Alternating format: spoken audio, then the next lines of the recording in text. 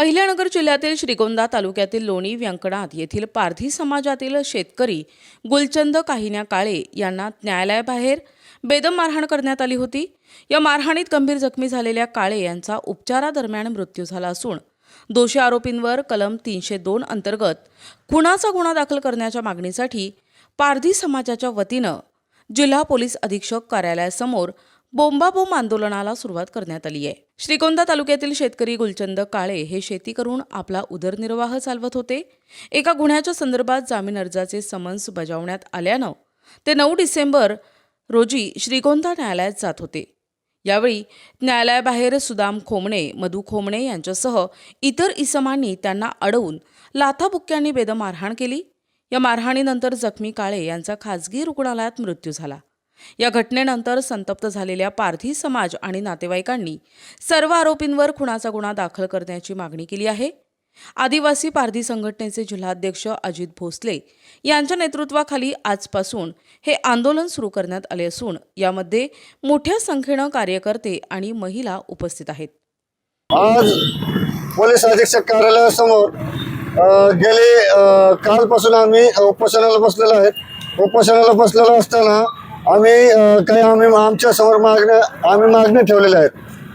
Police अधीक्षक साहेबांसमोर आम्ही गेली 4-5 दिवसापासून काही महिला वगैरे आपलं पुरुष उपाशी आहेत आणि 4-5 दिवसापासून बॉडी सुद्धा आहे सिव्हिल हॉस्पिटलला, तरी कोणतीही दखल घेतली जात नाही।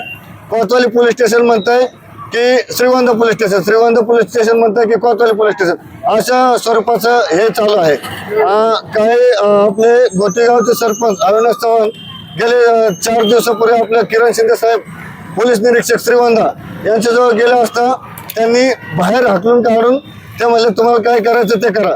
आमची एक विनंती आहे SP साहेबांना की माझी एक विनंती आहे संघटनेच्या वतीने की किरण शिंदे साहेबांची तातडीने तिथून बदली करावी, आमची एक विनंती आहे। दुसरी गोष्ट म्हणजे आम्ही इथे ज्या उपोषण करत आहोत, महिला 4 दिवसापासून उपाशी आहेत, त्यांना काही अनुचित प्रकार घडल्यास शासन व प्रशासन तर जबाबदार राहील याच्यामध्ये आम्ही हे नोंद केलेलं आहे। पण त्याच्यामध्ये गुलचंद काहिन्या काळे म्हणून त्यांनी 9 तारखेला त्याला हाणमार झाली। 10 तारखेला पोलीस अधीक्षक कार्यालयासमोर त्यांनी एक तक्रार दाखल केली की ह्या लोकांपासून त्याला आपलं हे धोका आहे, त्यांनी हाणमार केलेली आहे आणि त्यांनी इथं येऊन काही आपलं तक्रार दाखल करून इथं कॅन्टीन आपलं पंडित हॉस्पिटल म्हणून तिथं त्याने उपचार घेतले, पण उपचारादरम्यान त्याचा ते मृत्यू झाला।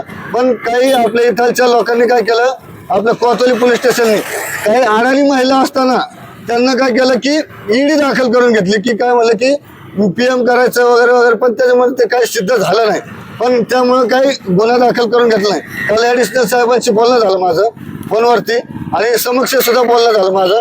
ते बोलणं झाल्यानंतर ॲडिशनल साहेब म्हणले की त्याच्यामध्ये गुन्हा दाखल होणार नाही। पण साहेब गुन्हा दाखल का नाही होणार, तर माणसाने जर समोर तक्रार करून जर इथं पोलीस अधीक्षक साहेबांना जर समोर तक्रार दिली असेल तर गुन्हा दाखल का करून घेत नाही, कोणाचा राजकीय दबाव आहे का, कोणाचं काय आहे का, ते सुद्धा आम्हाला समजत नाही। म्हणून आमची SP साहेबांना विनंती आहे की तात्काळ गुन्हा दाखल करून घ्यावा 302 अंतर्गत आणि या लोकांना अटक करावी। त्याशिवाय आम्ही ते बॉडी ते सडली तरी चालेल, पण आम्ही इथं उठणार नाही। आणि दुसरी गोष्ट म्हणजे त्या पोलीस निरीक्षक किरण शिंदे साहेब आहेत त्यांची तात्काळ बदली करावी, कारण इथलच्या पारधी समाजाला जाणीवपूर्वक ते हरसण करतात, जाणीवपूर्वक ते बाहेर करतात। एवढा जातीवाद का किरण शिंदे साहेबांच्या मनामध्ये, का असा राग आहे त्यांना की एवढा जातीवाद करतात। प्रतिनिधी मुकुंद भट, NTV न्यूज मराठी, अहिल्यानगर।